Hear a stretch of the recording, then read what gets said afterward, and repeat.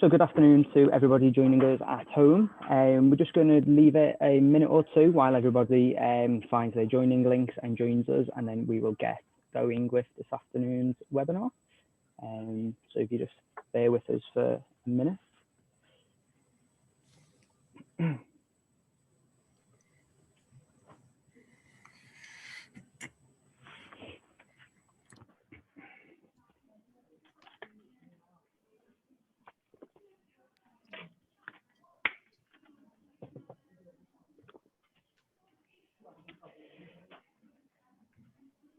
Right, while everybody's joining, I will just very quickly run through the house rules, which I'm pretty sure most of you already know, like clockwork. But we can't hear or see you at home, as you're probably aware by now. However, you should be able to see all of our panels today. The session is being recorded and will be available on the Invest Liverpool website, as well as social channels from tomorrow. So if you do have to leave us early for any reason, you can catch up there or send it along to any colleagues. There is a chat and a Q&A function, which again, you're probably all well aware of. Please feel free to use them throughout the session, and our panelists will answer them as and when they can. And yeah, please do use them to their full advantage. Before we get going today as well, I'd just like to, on behalf of the whole Liverpool Mipim team, say thank you to all of our partners for helping us deliver the programme, a very different programme this year. And Stephen, in a second, will explain a little bit more about that and pass on his thanks as well. But the partners that you can see on screen now are our partners for this very different year. So yeah, without further ado, I'll pass you over to Stephen, who is the chair of the Liverpool Mipim steering group. Thanks, Stefan, and as ever, thank you and the rest of the team for helping to put on this webinar today. I mean, as you say, the Mipim partnership is a little bit different this year. We're usually, 12 months, April to March, but whilst we're probably not looking at a physical Mipim in Cannes until maybe June 21, this hasn't stopped us putting on a whole series of webinars throughout the last few months, and with this one being the very latest. So, I mean, as you say, thanks to the partners that are listed on screen there, we've moved into our October to March program now, and we're hoping that this will include some physical events for our partners, including smaller captains tables to explore some key topics with leaders across the city region from both a public and private sector perspective. So we're ongoing planning with those. It's plainly still difficult whilst we're in national lockdown restrictions, but hopefully we do come out of that pretty soon. And I'll just do my quick plug before anybody else does in terms of hashtag Let's Get Tested. And I think really important that as a business community we get behind the mass testing program that's going on in the city at the moment. So, as I say, thank you to all of the partners who've already signed up and who are up on the screen there. If you haven't yet signed up and want to, there's still time, but believe me, the clock is ticking, because we'll be into our program and you're probably going to miss out on some excellent opportunities to engage in the conversation in some of the events that we've got planned coming up. Today's event is one that I'm particularly looking forward to. It's certainly close to my heart, powered by knowledge and fueled by culture, as we start to explore the region's investment proposition. And for me, this is not just from an investor developer perspective, but also looking at how we attract new occupiers and help existing occupiers to grow in the city region. 4 key words for me that really stand out in terms of how we can achieve that growth, and that is innovation, collaboration, culture, and leadership. And in my mind, we've got bucket loads of that in the city region. And today it's actually personified in the panel that we've got for you. So with no further ado from me, Alex, I think take it away, and really looking forward to this conversation. Thank you very much, Stephen, and welcome everyone to this panel discussion about inward investment to the Liverpool City region. I'm Alex Irwin-Hunt. I'm a global markets editor at FDI Intelligence, which is a specialist publication at the Financial Times focused on foreign investment and economic development.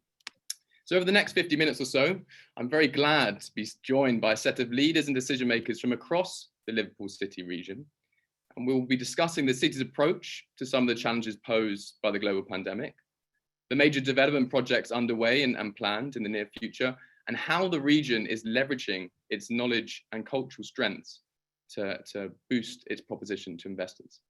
So firstly, it's with great pleasure that we are joined by Steve Rotheram, the Metro Mayor of Liverpool City Region, who many of you will know has championed and supported the development of Liverpool since being elected in 2017.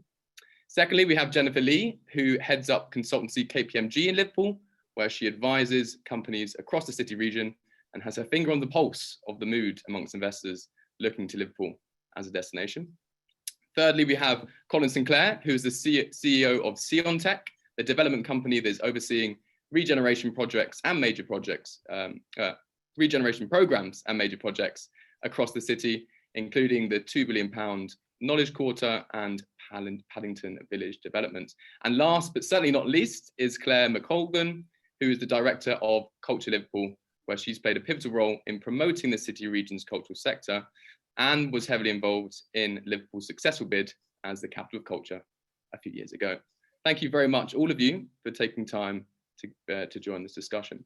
So before we jump into things, I think it's worth setting the scene. The United Nations Conference on Trade and Development has forecast a 30 to 40% decline in foreign direct investment flows this year, making the market for attracting inward investment even more competitive than it was pre-pandemic. At FDI Intelligence, we've also been tracking foreign investor sentiment with our FDI index. And the most recent one we published, which was in September, shows that foreign investor sentiment is down by 26% compared with the year earlier. And we're seeing investors become increasingly inward looking and having appetite for safe haven destinations. So given this backdrop, it has been never more important for city regions such as Liverpool to leverage its existing strengths and differentiate itself from peers when attracting and retaining investment, jobs, and the livelihoods that rely upon this. So Steve, as a start, I'd like to come to you. I mean, the Liverpool City region has definitely been making a lot of headlines in terms of the way it has dealt with the pandemic, and certainly is leading the way in the first mass testing pilot in the UK. I want to ask you, what message do you think this city's response is sending to investors? Thanks very much, Alex, and also to Stephen and Stefan, and another derivation of that name, Steve. I think what it does demonstrate is a growing maturity in the Liverpool City region. Don't forget, we haven't got the same history as like Greater Manchester, who have been working together for decades. We are quite embryonic in our devolution, but it means that you've got 5 boroughs that coalesce around a famous city, and the brand Liverpool is still an enormous advantage to us all throughout the whole of the city region. But of course, on an international and a global stage, it's still one of the most attractive out there. So we have pulled together, representing 1.6 million people across the city region. And what you've seen over the last 7 or 8 weeks with what happened in regard to our response to the imposition of Tier 3 was a new way of doing things. We were told we were going into Tier 3, no ifs, no buts. And we could have kicked back at that, but we knew as leaders across the city region that we needed to do something. We want our city region to come out of Tier 3 as soon as possible. And so we've looked at ways in which we work with central government around innovation. And I'm sure we'll be talking about ways in which we can capitalise as a city region on innovation. But one of those was to hold the first mass testing pilot in the country, possibly in Europe. And that will help us determine not only where infections are arising, but the spread and how it spreads across the demographic, which is equally as important. And of course, how we can take the pressure off our NHS. But all of that is really a backdrop to what we need to do. Basically, we need to wrestle more control of everything from central governments, and we are still the most politically centralised democracy in the OECD, and we have the most unbalanced economy in the whole of Europe. So we want to be able to do more of this type of thing to be able to reshape our own destinies. And that means that we have to look beyond the immediacy of the pandemic. And we've started to do that. We're looking at what recovery will look like, what our assets are, and looking at them with a genuine criticality about what we are best at, and not just claiming that we're great at everything, which in some ways, we can look to the past and perhaps there's some truth in that. We want to look at those competitive fields. We are a modern, thriving, dynamic, diverse 21st century destination of choice, and Claire McColgan will tell you about how the visitor economy is so vital to the whole city region, is a driver of economic growth. But people shouldn't forget that we were the fastest growing city region in the whole country pre-pandemic. We had started to see real falls in unemployment. Of course, like most areas, we've seen universal credit and benefit claims starting to rise again. But our advantages, our strengths in infectious diseases, in high performance computing and advanced manufacturing, they'd started to lead to a genuine renaissance in our top line economic performance. And, we were looking forward to what we could do to deliver on a pipeline of game-changing, transformational, shovel-ready projects. And of course, all that came to an abrupt end. But looking at what will happen in the next few months, the government are talking to us now about bringing forward capital investment and to see whether we can deliver on some of those projects before CSR even. And we're quite excited about that. We only yesterday spoke to the Irish government, and the Irish government, along with Greater Manchester and ourselves, they're looking at a trade mission next year, and we'll be looking to see whether we can start to reverse the decline that we've seen in FDI, for instance, and certainly in the Liverpool City region. We need to do more about that anyway. So we brought our institutions together with the growth platform, a single point of contact, one front door for businesses. And tomorrow, I'm going to be speaking to global investors with DIT and two other areas in the UK. But the Liverpool City region, again, has been chosen and pushed front and centre because government can see the way in which we now work in partnership. So I think despite the terrible problems that we have with the pandemic and the public health crisis and all the horrible things that we see about illness and death, when hopefully the vaccine kicks in and we start to return to some sort of normality, I think we'll be able to hit the ground running. And that's why recovery is so important to us all. Thanks a lot. Perfect overview. And thank you so much for discussing at such length, Steve. And certainly that mature is a word that really stood out to me there. I mean, this is the renaissance of the Liverpool City region. I'd like to come to you next, Jennifer. I mean, you've got your finger on the pulse in terms of what investing companies might be looking for when prospecting Liverpool as a potential destination for investment. I mean, how do you feel recent developments have added or affected the Liverpool brand and appeal to foreign investors? Thanks, Alex.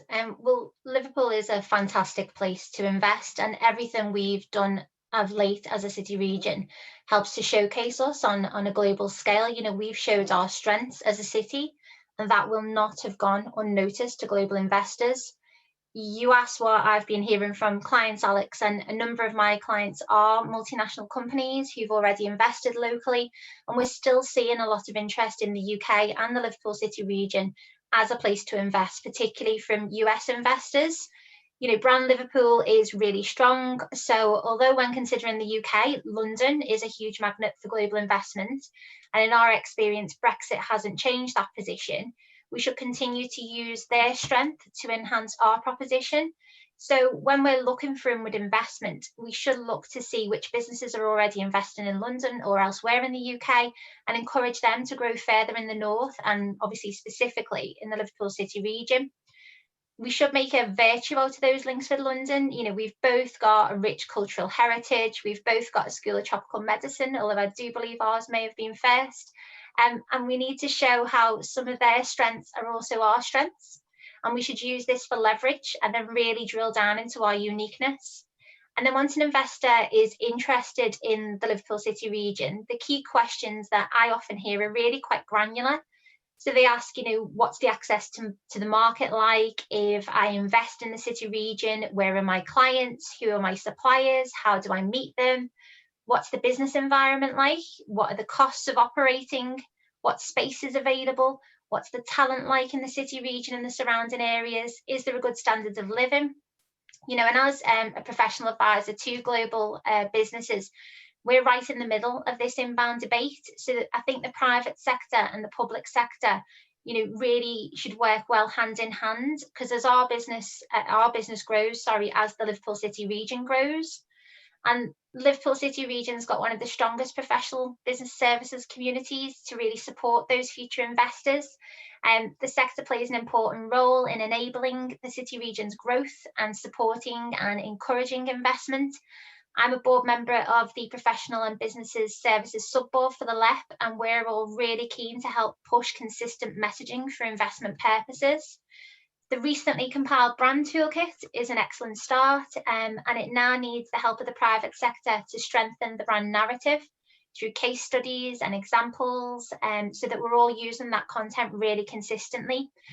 I'm seeing that the deals market is buoyant at the moment, lots of interest from inward investment, and we're always happy to talk to any businesses who are looking to invest in Liverpool to really make this work. And, you know, my clients, what they want to hear is what are the key successful things that they need to do to invest in the city region, and then how do we translate the bureaucracy of what needs to happen into a compelling commercial proposition. Oh, thank you very much for giving us that flavour and what you're seeing from your clients. And certainly, I think all the ingredients are there. We're getting towards this perfect recipe for consistent inward investment and leveraging some of the strengths that the Liverpool City region has. And I think this is a perfect time to segue on to you, Colin. I mean, I know that you spent most of your working life in Manchester, but have since come back to your hometown, Liverpool. As a broad question, what brought you back? And tell us a little bit about what you're doing in terms of with Sciontec.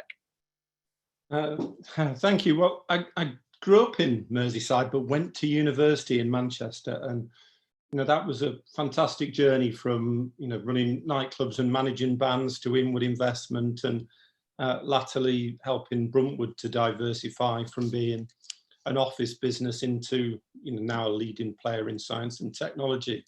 But when I got offered the chance to come back to Liverpool as my home city, it was an easy decision, really, because if you look at where we are now as a city in the UK, and picking up on what Steve and Jen have said, we are in the perfect place to see this city grow exponentially. And, you know, if you look at the whole really area, if you want to grow a city and a city region, you've got to have vision, you've got to have strength in the political leadership, you've got to be prepared to work closely with the private sector, and you've got to have the key assets. And with the work that we're doing in Liverpool to upskill our population, to retain our graduates, the research at the universities, and the way I think that the city and city region have responded to the pandemic with the economic recovery plans, and then the city region's submission for the government CSR, I don't think anybody could see any better opportunity for investment in the UK. You know, people choose where to locate their business based on talent, and Liverpool is full of talent. And what's even more exciting about Liverpool as a region is it's a really strong city when it comes to culture. And there's a phrase that we've talked about recently, that, you know, Liverpool is a place that is powered by knowledge and our knowledge economy, but really fueled by that cultural depth that we have in the city. And you know, it's a story that's often told, but the reason why the Royal College of Physicians picked Liverpool above Manchester and Leeds was not just the world-leading universities, the School of Tropical Medicine, the new hospitals, but because of the culture that they found in this city. I think that's really important, because people want to invest and work in a great place, in a really exciting, vibrant place. So being in Liverpool at the moment, I think, is a pretty easy decision. I think that's a perfect point to segue on to you, Claire. Of course, you're heading up the development of the cultural sector within Liverpool. I mean, we've heard a little bit about some of the knowledge strengths and the Royal College of Physicians deciding to set up in the Liverpool City region. But what about the cultural sector? I mean, how is the City region leveraging its cultural sector to really differentiate itself in this increasingly competitive market for inward investment? I think it always has. I think it's quite hard when you put the cultural sector into a box, you know, because it's not. It kind of seeps into everything that we do. It's the way that people tell their stories. It's the way that people tell that, you know, do their lives. It's the visitor economy sector. It's those little bars and restaurants that have grown up on Castle Street and Bowl Street. And what the story of that does is it creates a compelling narrative for a city region. And that is what I think is really exciting about the 10 years that we've got to come, rather than 10 years that we've had past. For the last 10 years, the cultural offer of Liverpool, I think, has been second to none. You know, from the big events that kind of bring millions of people to the city, but give a global image of a city that is open and is beautiful and is welcoming, through to the kind of smaller community events that kind of tell us the day-to-day stories of this city's life. That's fantastic. The next stage is kind of how we take those stories that people tell, combine those with the visitor economy, and combine those and create that next selling 10 years. And I think one of the really interesting things that we've done over the pandemic is start to that whole ecology of where great culture and great arts and great storytelling and great freedoms actually lead is to a really, really strong visitor economy sector.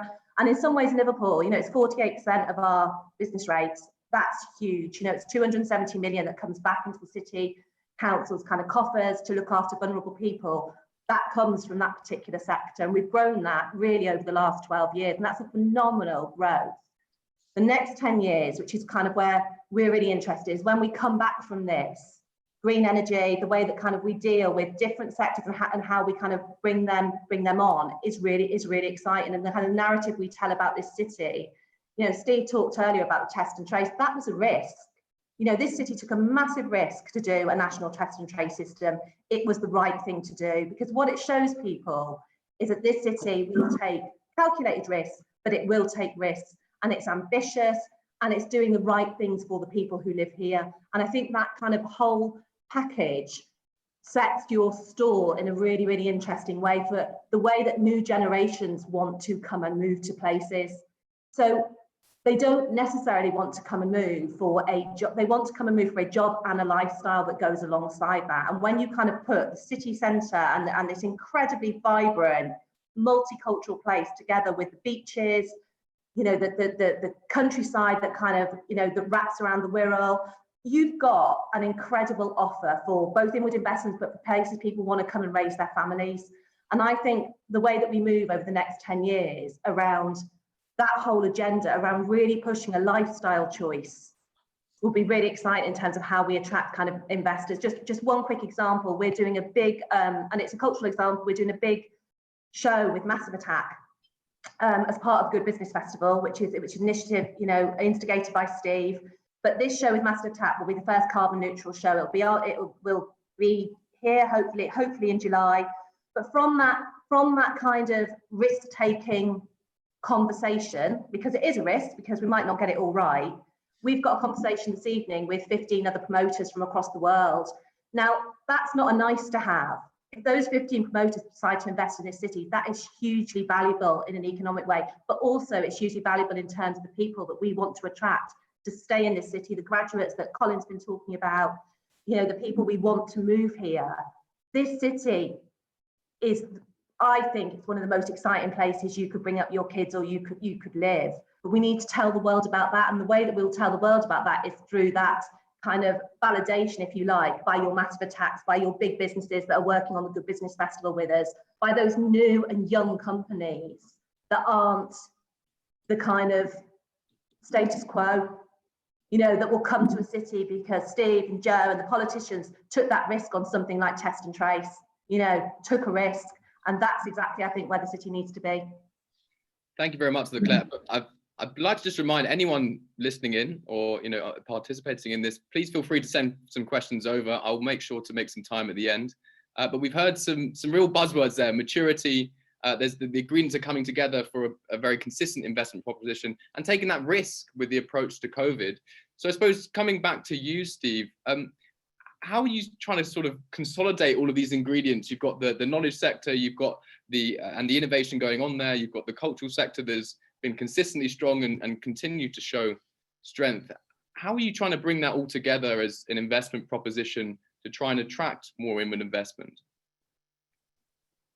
I think in regard to the wider visitor economy, you know, not just the cultural aspect of that, but the sector in its widest form, we're doing okay, you know, but are we fully maximising its opportunities? No.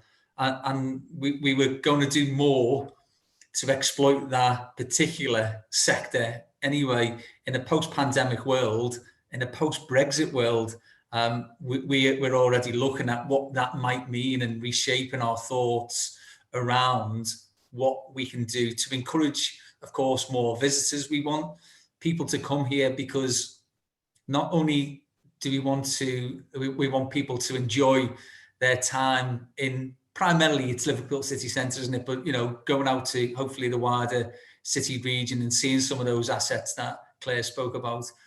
But it changes people's perceptions of us, and we need to do a little bit more of that. We've got a great international brand, but we still have some work to do within the UK to persuade people that this is the place to invest.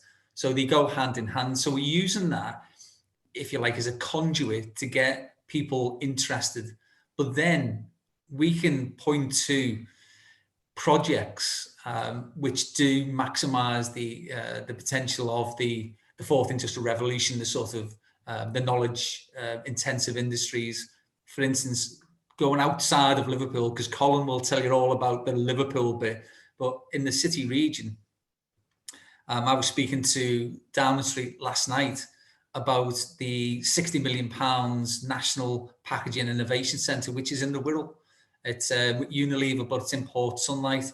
What does it propose to do? Well, Kastner and Kellner set up in Widnes, and one of their products eventually became plastic. I think it's incumbent on us as a new generation to try and put right one of our legacies, which is to look at packaging in a different way. And so working with the National Packaging Innovation Centre, they're going to develop biodegradable packaging. And that then takes us full circle, doesn't it? You know, from, you know, understanding and celebrating our rich history, but also looking to the future, how we can maximise the potential. We've got the Hill, which I'm sure Colin will speak about, but how about digital connectivity? There's a place in America called Chattanooga. Chattanooga reinvented itself.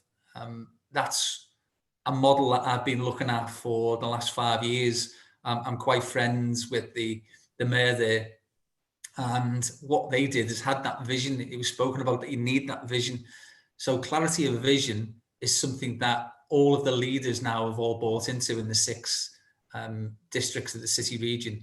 And we're going to exploit again the assets that we've got. So we have Sciontec in Daresbury, which houses the Hartree supercomputer, the most powerful computer and most sophisticated computer in the whole of the country. It's got a sister down south, but forget about that. We've got the best one.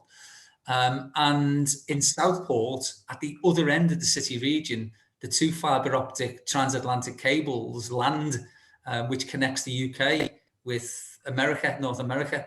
And we are going to join those 2 assets up, which provides us with a digital ring, 600 kilometres, and a backhaul network, which means that we can get ultra fast speeds, not super fast, ultra fast speeds, and provides us with the capacity for big data analytics. So that is literally thinking about the fourth industrial revolution and our history as part of the first industrial revolution, and bringing those two things together, celebrating our past, but looking at where we can look to the future of what's going to happen in the world of work. And we'll be looking for investment opportunities with partners for that particular project. And there's lots of others, modern methods of construction. We're also looking at a £190 million project there. But we really do want to celebrate all the great things that we're famous for. But we want to also look to the future, and we want people to be thinking, where is that place to be? Where's that place to grow our business? Where's that place to invest? It is the Liverpool City region. So I think they're two very good examples. I mean, you talk about the innovation within packaging. That sort of resonates with environmental, social and governance principles, which is very much at the front of mind for investors. And then on top of that, you know, the connectivity that will be enabled by that transatlantic cable, as you say, the fourth industrial revolution, is crucial at the moment. You're seeing re-evaluation of supply chains across the globe and global value chains being rethought in terms of where companies want to set up. So I think this also comes, is a perfect way to segue to you again, Jennifer. I mean, this sort of vision, this forward-looking focus, I mean, you seeing some clients picking up on this and seeing opportunities in the Liverpool City region as a result of the vision we're seeing from Steve and other leaders across government?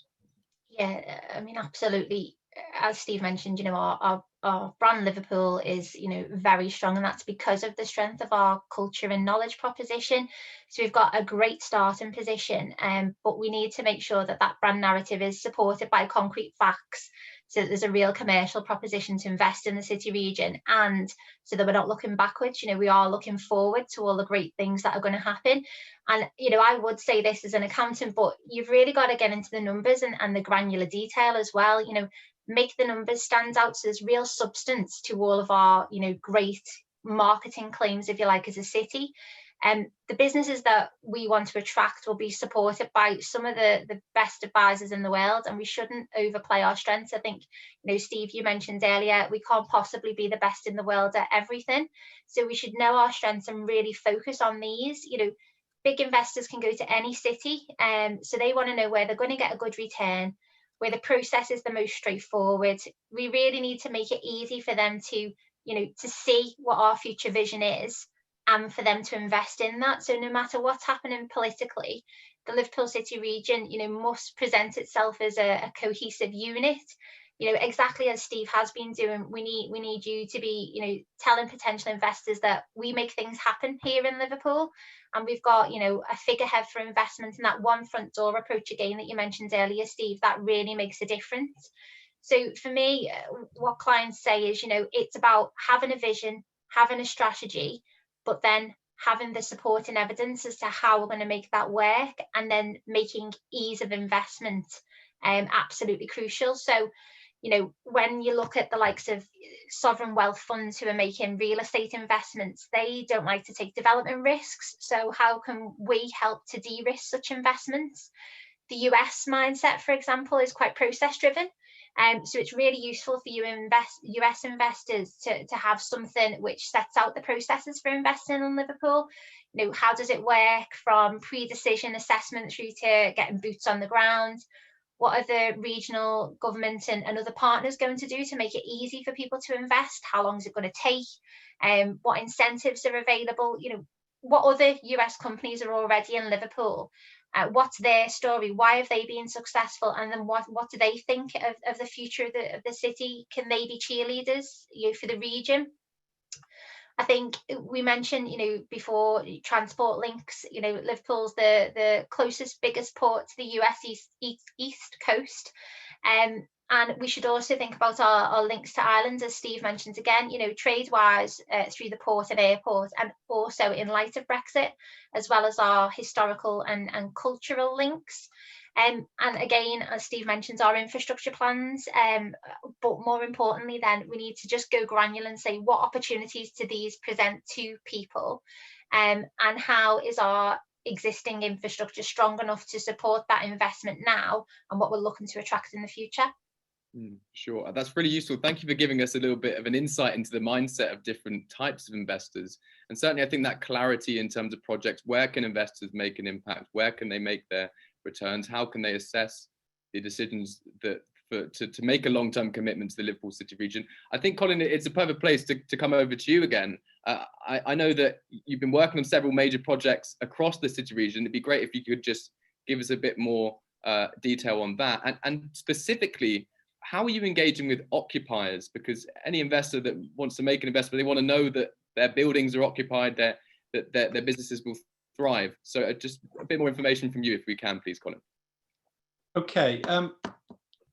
This morning we had the City Region Growth Platform board meeting. It's really listening to what Jen said, because that could have been the perfect introduction to today's discussion, because the focus now of all of our colleagues in the city region is about supporting businesses and growing businesses and making sure that we have the evidence base to attract that new investment. And I think as a city region, we're getting better and better at that. And we're starting to create, through the brand work, through the creation of Growth Platform, through all the really bright, hard-working people in Man Island and at Cunard Building, we're now getting a really good evidence base to attract investment. We also need to protect those businesses that are struggling in the pandemic. That's important. I think that future innovation fund that's been created is probably one of the best schemes anybody can have seen anywhere in the country, and the team that have done that, should rightly think that. I feel very, very proud. It's an awesome scheme, and it's a really great way to help new businesses. But we actually have a lot of businesses that are growing, and businesses in health, life sciences, AI, robotics, creative media, digital, they're all growing through the pandemic. They're seeing opportunity in difficult times. Liverpool Science Park is 100% occupied. All our labs are full, I think for the first time since they were built. I know that Sciontec Daresbury are building another 50,000 square foot. We've now commissioned a study that the city region are leading on to work out exactly what lab space we've got across the city region, in the Knowledge Quarter, at Sciontec Daresbury, at places like the Heath, so we can invest in that space, build more space. Because one thing that I'm sure Jen would agree with in terms of inward investment is, when people decide to make that move for their fintech company, their lab company, their clinical trials, they expect the space to be there now. That's really important, that we take a risk. We took that risk as we've talked about already on this webinar, in terms of doing that brilliant mass testing pilot. We now need to take a risk in bringing forward the science and tech workspace, the office space and the labs of the future. I think that's absolutely critical, because if we've got it, everything else is in place. I had a call this morning with Mike Moran, who, brilliant guy, built Rutherford Cancer Centre in Liverpool. Mike's out in Dubai raising money. We needed some help with him for a bid that's going on in terms of the vaccine trials. And Mike's view is quite simple. Liverpool now has everything in place with the political leadership and the private sector people. What we now need to do is to develop that space. And so we're working with the Hill team that Steve has mentioned, a huge project for integrated health data.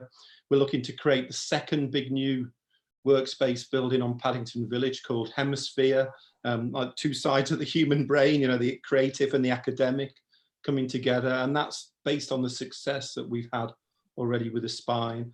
And we're working with LJMU to create a new building, potentially called Tech Central at Coppers Hill, which would link creative media digital tech companies into their business school. So putting everything that's good in this city about education, science and technology into one place. And I am a big champion for the Knowledge Quarter. I'm chief exec of Knowledge Quarter Liverpool, but I'm also a huge supporter of everything in the city region. And there's a right place for every business.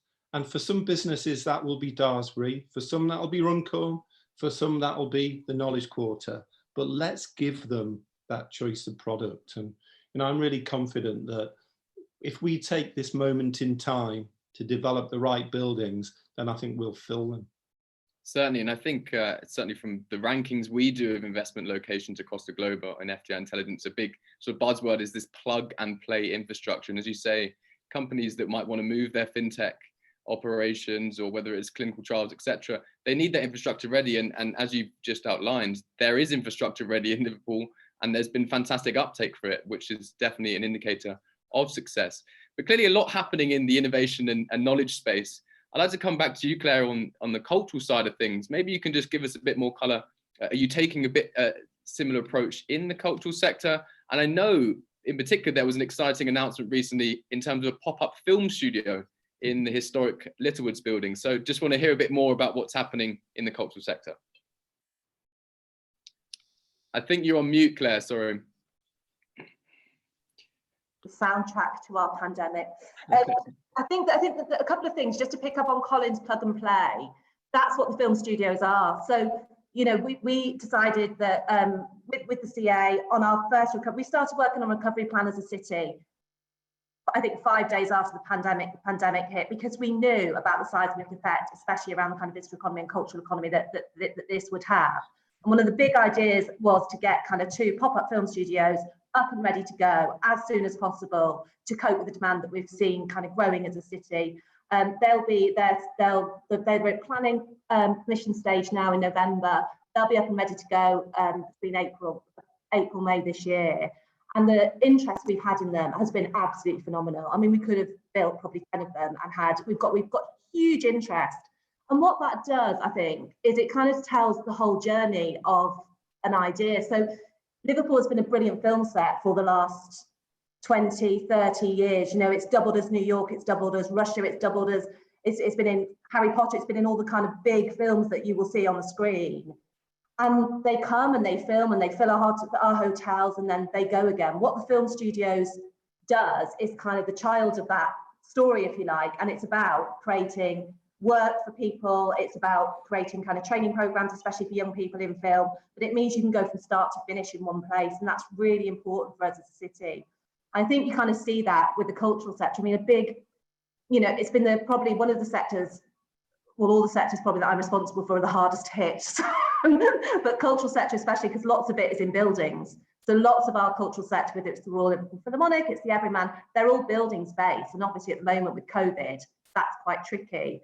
But I think the things that we're talking about as a city, and again, it puts us ahead of the pack in terms of, it's certainly in terms of the UK, is how we turn that cultural offer from being inside buildings to being outside and in the fresh air. How do we've had an initiative called Without Walls that's been hugely successful, very simple idea, buying small restaurants and bars, tables and chairs to go outside. It meant that they had a huge result from Eat Out to Help Out, for example, and the economic impact of that has been really significant for the investment that we put in. But again, we moved really quickly on that. We didn't wait. And I think that's what's, for me, it's really exciting about kind of the next 10 years is Liverpool doesn't wait to be kind of given something. You know, we're really good at kind of seeing what the opportunities are and kind of going for them. And I think the next chapter, and kind of picking up on Jen's point, is how we package that for different sectors and how we package that story for different sectors. So a city that can move really quickly, that can make your investment a reality and your kind of dream as a business a reality within a few weeks, is the right place to go. You know, to get rid of the bureaucracy, to get rid of kind of all of that is a good thing to do. And I think that'll be really exciting for us over the next 10 years, because the pandemic has taught us that it is all right to move quickly and take calculated risks on things, and that big machines like city councils, like authorities, you know, like the kind of government, can, when we want to, work really, really quickly. And I think a different thing that there is here, and there isn't anywhere else actually, is the relationship across sectors. So the relationship between the public and the private sector to make things happen for the good of all. And I think that is a really interesting circle that isn't actually replicated, I don't think, in any other city or region in the country. Yeah, I think that's a very, very vital point. And actually, we've spoken at a very high level. There's exciting opportunities for investors across the city region. But this combination of the cultural and innovation sectors, I mean, what does that mean in practice for the people of the Liverpool City region? I mean, Steve, I'll come to you on this one. What does it mean in practice, this vision you have for people on the ground? Well, it's about opportunity, isn't it? I keep on saying to every audience that I speak to, and certainly to many of the departments that I have to deal with in government, that our area has been left behind, not because it doesn't have talent. It's not about talent, it's about opportunity. Believe me, if we get the opportunity, then we'll show people just the plethora and the depth of talent that we have in the city region. But we've been held back. And we've been held back basically because when I was an MP, I saw it with my own eyes, that there was far too much emphasis on what was in the best interests of London and the South and South East specifically. But there is that London centricity about policy making. With devolution, we're able to move away from that. And whilst you talk about culture, it's really important. And of course, exploiting those great opportunities in the future, the knowledge and the other areas that Colin's outlined. It's all part of a package. People don't just move or people don't just invest in an area for one specific thing. There's a multitude and multi-complexity of overlapping issues that will attract somebody, and that is about lifestyle. So culture is really important to that, but it could be about housing, and so we're looking at our housing offer across the city region. It could be about the public transport system. So we want to develop a London-style integrated public transport system, really fit for the 21st century, with the best trains in the whole country, which we've bought £500,000, with a new fleet of hydrogen-powered buses, with a genuine interlinked cycling and walking network. That's about 600 kilometres as well. So, we, you know, the stuff we're doing to reinvent ourselves with energy. I want us to be the UK's renewable energy coast. We've got wind power. We've got Europe's largest offshore wind cluster at Barebow Bank. We've got photovoltaic and solar power. We've got hydrogen capture and storage. The last thing that we have now to exploit is the tide, and we're going to build a Mersey tidal barrier, a project that will be able to generate clean, green, renewable, predictable energy for 100 years and for 1 million people. These are the sort of visionary things that will attract investment. And it's not, as I say, just about whether somebody can get the biggest return in a specific area. I think some of the long-term investment opportunities in the Liverpool City region will be so attractive, given the sort of vicissitudes and the fluctuations that you're getting now with investment opportunities, which give you perhaps a greater initial return, but are much more risky. That's what we're trying to do. We're trying to almost hedge to see whether we can get some short-term gains, but also some long-term projects. Those trailblazing renewable energy projects pay massive dividends. I mean, there's lots of examples across the globe where when you have that sort of infrastructure, when you have the reliable energy, that's an even more attractive prospect for investing companies. I've just seen we've had one Q&A question come in from Peter Commins. Thank you very much, Peter. I'm going to come to Colin on this. He says, I agree with Colin that Liverpool City region has to develop the right buildings available to capitalise on potential investors. But what measures are the city region implementing to have the available funds to develop those buildings? So Colin, I'll come to you first, and maybe Jennifer or Claire might want to add to that. Okay, so one of the big challenges for Liverpool as a region is funding new development. Our rental levels are not as high, clearly, as those in London, but still lag significantly behind Manchester and other cities. So we've got to work doubly hard to build the kind of buildings to attract the new occupiers. And that's a bit of a catch-22. If a city grows exponentially like Manchester did, and its rents go up to 32, 40 pounds a square foot, and there's a clear development profit in making those new buildings. And it becomes almost a cyclical process.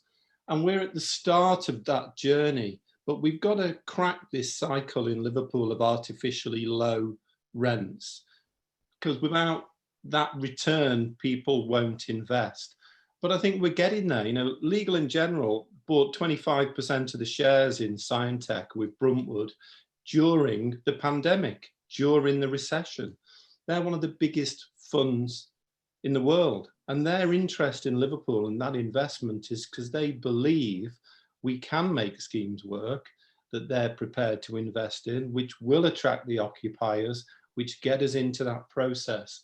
And it amazes me that people will shortlist Manchester and pay a 50% premium on the property price when Liverpool, as a city region, is 20, 30 miles down the road, has exactly the same graduate talent pool, the same level of airport connectivity, better, much better in cultural and physical environment in terms of that Sefton Coast proximity to North Wales and countryside. I mean, there's so many reasons why a business should choose being in Liverpool City region, and they're not because we haven't got the property. So you asked, the question was, how are the city region dealing with it? Well, we're dealing with it by looking at how we deal with that gap mechanism. And you've got to be very careful with grants, because grants can distort the property market and can actually trap you with that artificially low headline rent ceiling.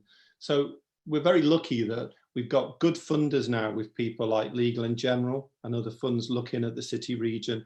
And we've got some very bright people in the combined authority looking at how we can deal with that gap funding issue and what mechanisms we can use which will close the gap between the development cost and the headline rent, but still allow us to grow the overall economy. So, you know, we've got to be pretty clever, but I think we've got the people here in the city and the city region that can do it. And I think we've got the mechanisms in place to close that gap. Thank you, Colin. We've had another question from Jeff Blackford. Maybe this would be good to pose to Jennifer, given that you've got the finger on the pulse in terms of what's happening with investors and what they're looking for. It's saying here, is it clear what type of space is needed? And I presume this is in regard, he follows on to say, are we talking about labs for R&D, office, creative, sort of live, work type schemes, or is it all of these all together? What are investors, what kind of space are investors looking for in Liverpool, or what are they interested in investing in and building in Liverpool in terms of space? I think it's a really interesting question, because I think the pandemic has maybe changed the way in which people are viewing the types of space that they need. But, you know, certainly to echo Colin's point earlier, you know, labs for R&D, you know, people want them, and, you know, you mentioned plug and play. They want them to be set up, and they want a community to be created around those so that they can really embed themselves in what's happening in the city region. Claire mentioned about, you know, the film and the creative industry. Again, we've taken, I guess, a view as to how do we create a community around something from the startup stage. So not just those larger companies and coming in and using our buildings for, you know, for fulfillment and investment when they're already established, but how can we grow our own creative industry from the roots up? So, you know, that type of space is clearly needed. As for office space, I think that's a really difficult question, because I think it was the CBI who released some statistics a week ago that said that companies are looking to grade their space by 18% as a result of the way in which we're working now with technology. So I think there is a definite need for prime space in the city centre and those plug and play options. But for the office space, I think that'll be a bit of a one to watch as the months go on. Certainly, and I think there's a lot of discussion of this hub and spoke model or hybrid ways of working in companies. Why do you need a huge major office in London? You can have a smaller office in London and set up regional offices in city regions such as Liverpool. So actually, arguably, you could say there is a lot of opportunity in terms of office space as well with the pandemic and spreading investment more broadly across the UK. Sure. I see we're coming towards the end of our time. I just want to bring back in Stephen from Avison Young, who wanted to say a few words, but otherwise I'll close up in a moment. But Stephen, do you want to come in here?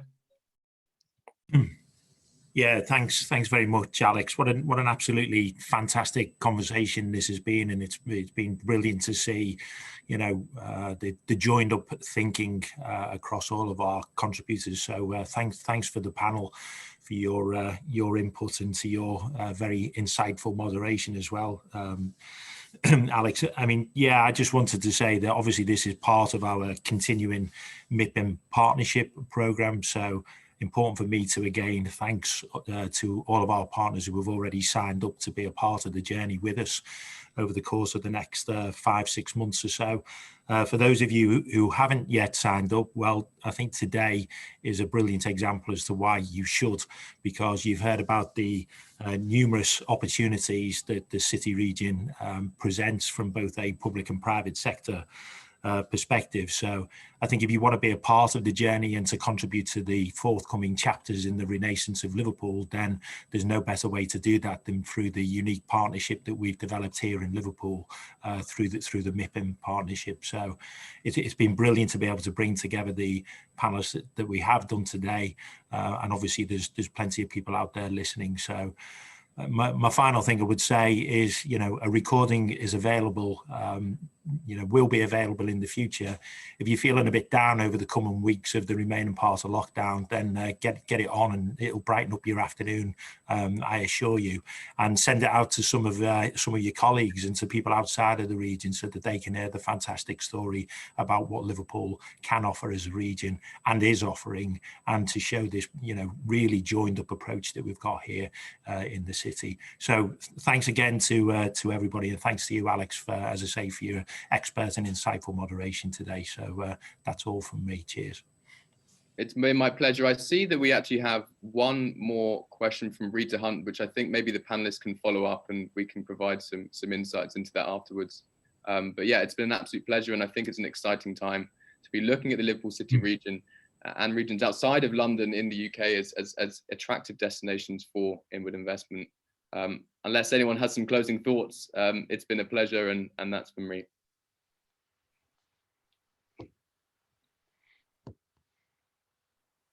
Thanks, Alex. Thank you.